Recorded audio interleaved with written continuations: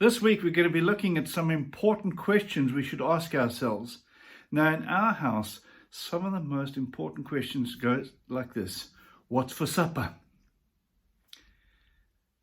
Those are urgent questions, but there are far deeper questions we should be asking ourselves.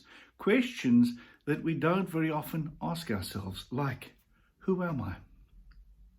Where do I come from? Where am I going? Why am I here? And for me, a very important one, what do I believe about eternity?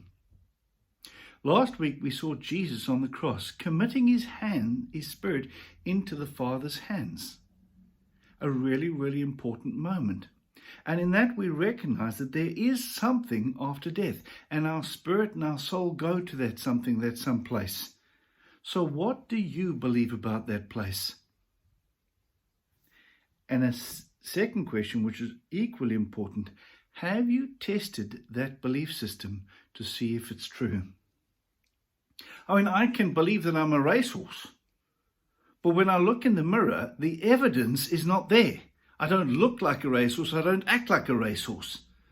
And so often people believe things that just make no sense whatsoever. Luke, in the Bible, was a doctor, a man who believed in testing things and understanding the science behind things.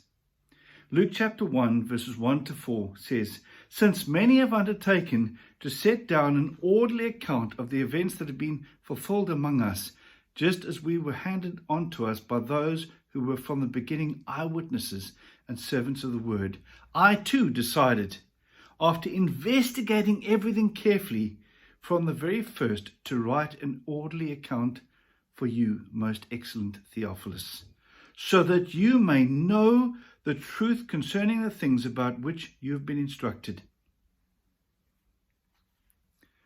What Luke is going to share, he's going to share in the life and the fact and the history and the practices and the teachings of Jesus and of the early church.